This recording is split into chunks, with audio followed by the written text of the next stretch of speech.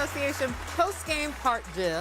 I'm MJ Acosta-Ruiz here in LA in the studio with 16.5-year NBA veteran Robin Lopez and 16.5-year NBA insider Chris Haynes.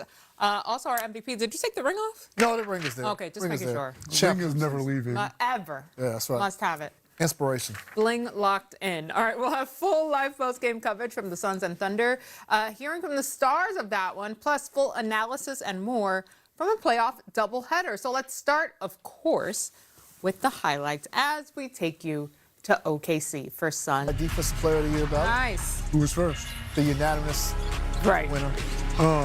Which would mean he got all first place votes, Robert. There you go. I got all the votes. I didn't even play this year. That's impressive.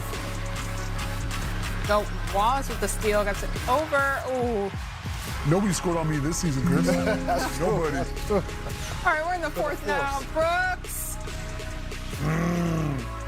You won the foul, too. Don't they always? Just won it all. Phoenix trying to make it interesting. Professional athletes. In the end. Will never be happy with what they have. They always want Always more. want more. All right, fourth quarter.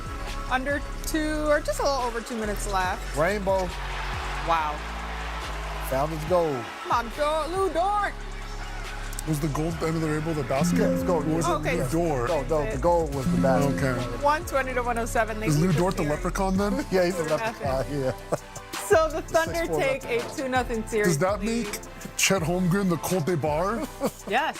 Behind SGA's We're going big to get team. super into Going over the Irish 30-point mark. mythology right now. J-Dub and Chet Holmgren had 19 apiece for the Suns. Dylan Brooks and Devin Booker led the way, but the comeback attempt fell short.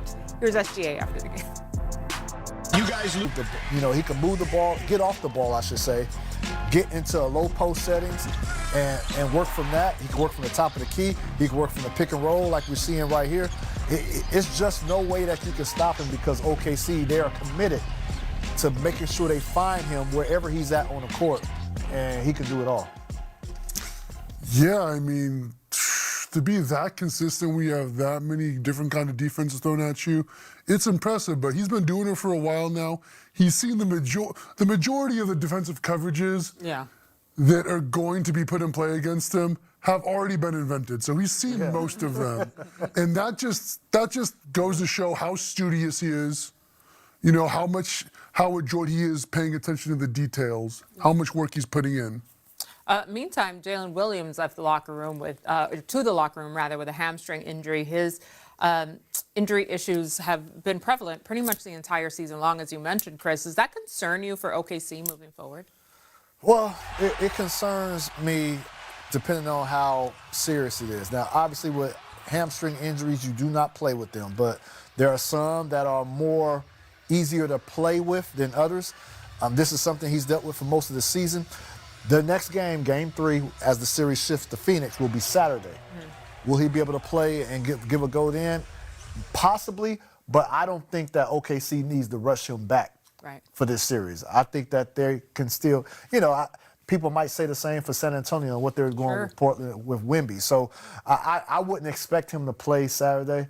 I think you need to, for a hamstring, you need him for the long haul. So if you feel like you can really get by the Phoenix Suns in 4 or 5 games, I say you wait that out and give Jaylen a shot to get back as healthy as possible for the remainder of the playoffs. Yeah, and there's a lot to be said, Robin. You and I were talking about this earlier. It's been a full season. This level of play now in the playoffs is so much more strenuous. The game is so much more physical at this point, and everybody's worn out, especially for a guy like Jaylen Williams who has had injury issues throughout the year. So to Chris's point, if you got to sit down and be there for that next round, especially when you know you have such a big shot, it almost feels like that's the low-hanging fruit, if you will. Yeah, and it seems also like low-hanging fruit to say every possession counts, but that's the way the players are playing. You see it on their faces. You see the way they're exhausted after every single play. They're leaving it out on the floor. So, like you said, the season has all been ramping up to this. They've played 82 games already, and now they're going out there. Every single play is a gauntlet for them. So it's a smart decision. You got to take your breaks where you can. Excuse you, Chris. Go ahead. I'm sorry.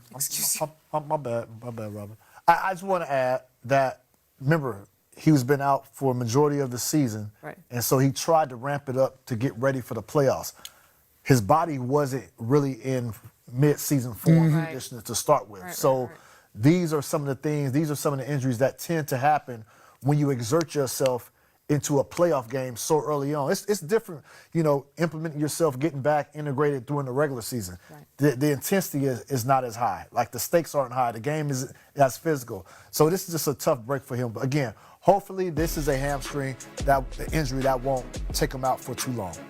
As we do look at the bigger picture, and you mentioned what this series looks like for the Thunder, their defense has also been spectacular. I mean, look no further than tonight's final score there. But what makes the Thunder defense so difficult to score against, Robin? Back to that old chestnut consistency. They've been playing together for a few years now.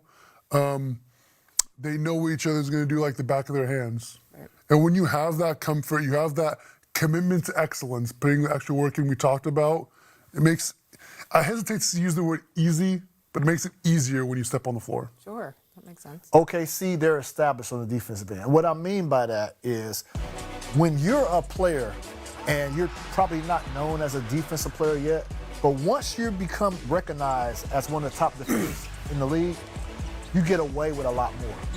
The referees allow you to be more physical. They give you the benefit of the doubt. So OKC, they have a ton of players who take pride on the defensive end, to where their whole team can be aggressive and they're going to get away with some things. And that's what led to some coaches during the early part of the season, they started complaining about OKC's tenacity or aggressiveness on the defensive end. And they're saying, hey, man, let it be equal footing, which is true. It should be equal 100%. footing. But again, when a team has established themselves as that they're going to play this way and they're going to play this way throughout, it's kind of hard for refs to call a foul every single possession, right? So you kind of When that's already been the baseline for the whole season. All animals are equal, but some are more equal than others. Yeah, there's some equals, yeah. But, there's guys like the Draymond Green, he may get away with a foul that somebody else will get called for a foul just like that. But Draymond Green's one of the best defenders we have in this league. Right. He's going to get the benefit of the doubt because he's always aggressive. I get what you're saying. When it's already there, they put the blueprint for you. Well, it's also it's kind of like that Barry Bonds thing. There's that old saying that, like, if Barry Bonds doesn't swing at the ball, it wasn't a strike. Wow. That's how good his eye was. I like that. That's how good his eye was. If he didn't swing at the ball, it wasn't a strike. I like it. Facts. All right, let's get you out to the post-game press conference. Coach Jordan Ott just sat down at the podium.